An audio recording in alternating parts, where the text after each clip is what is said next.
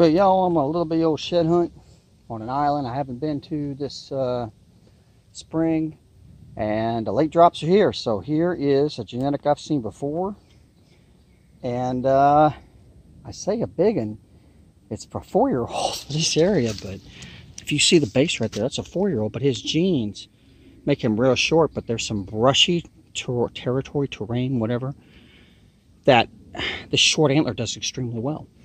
True story. So I'm gonna keep looking for the match, because I've got some like that. Man, boy, that is thick. Make a nice sword handle. Anyway, there's one. See what else we can find. I'll talk to y'all later. Have a nice one. Bye now. Well, y'all, I'm pretty sure I just found the match to that one right there. It'll be right here, and that's looking at the base and the mass. Don't necessarily worry about the points. That extra kicker like that, extra tine, if you will, and actually would be a tine. It's about an inch. Maybe not. Close. So, officially. Anyway, I'm pretty sure those will match, and I'm gonna keep looking, because this area is hot and heavy. I just went by a hunch, and a lot of shed hunting is following your instinct. Trust me. Otherwise, it would seem like a needle in a haystack. But I've been doing this a while, so that's, gosh, 38 this year. So we're gonna keep going, keep looking. I'll talk to y'all later. I got another hour and a half of daylight, so talk to you in a bit. Bye now. I'm just going to show y'all what I just went through, and I thought about it, and I was like, you know what, if people knew the maze that I've gone through, and I mean maze, and about 20 meters on the other side of that, basically a maze of thicket and kudzu and all kinds, and muscadine grape and anyway, is Lake Houston, is the shoreline. And so this area is a bed down maze, hideaway. It is thorny, and it is there's poison ivy, there's just all kinds of stuff. You're gonna get cut up, you're gonna get itchy. It's about 84, 85 degrees. It's getting pretty hot. Not like dangerous hot for this time, you know. In about a month, it's going to be extremely dangerous. But for right now, this is rough stuff.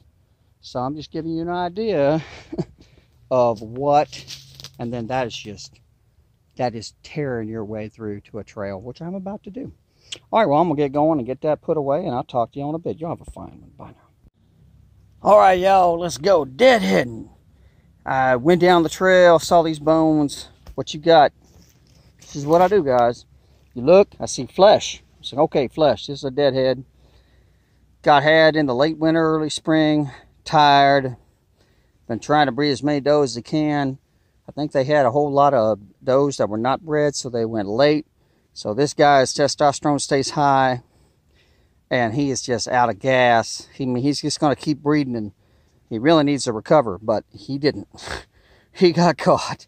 And a pretty good sized deer. So you look at the size of that pelvis and you're like, either a 3 or a 4-year-old buck.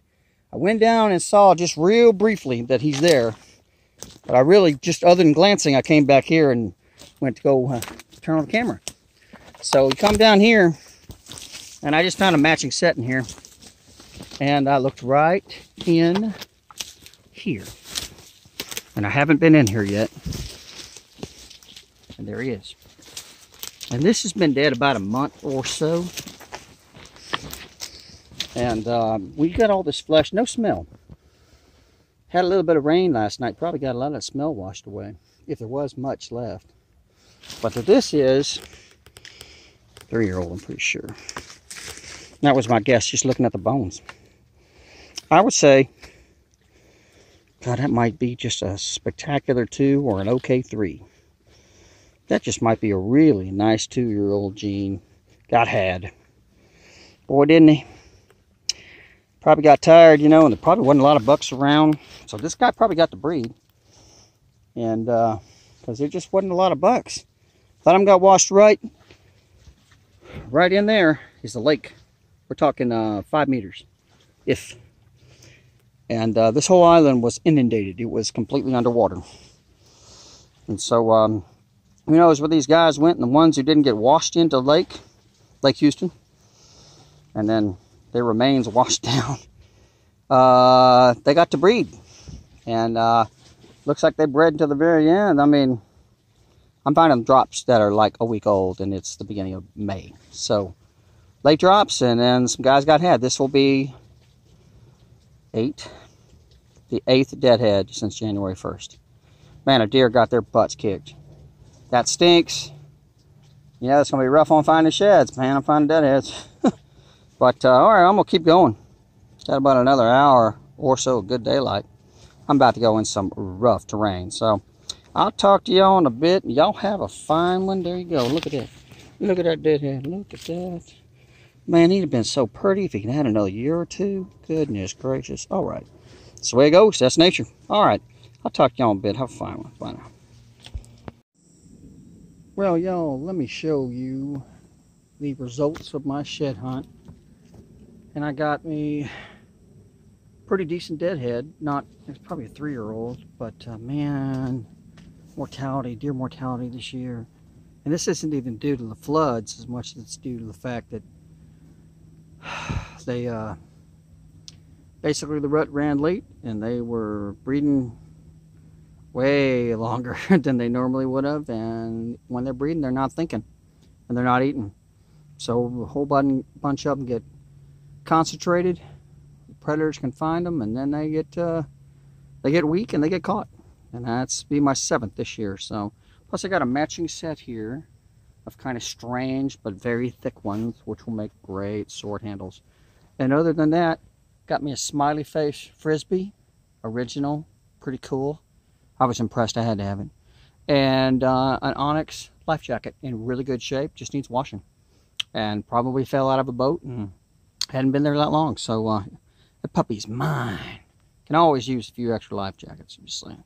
Worst case, you get too many, give them to friends, sell them at the garage sale. Just saying. Anyway, here's my shed hunt for the day. I hope y'all enjoyed this. I am wiped out. Man, I look rough. So, and behind me, in the background, is homes that were flooded during the floods of Hurricane Harvey. And these are $1 million plus homes, way more than $1 million actually. A couple million, 2 to 3 million. And they got flooded, and they're like 10 feet up. So they were pretty mad. So they're about to dredge the lake. So sun's setting, and I'm fixing to get moving. And you know, they may have been rich folks, but they were getting carried out by helicopters.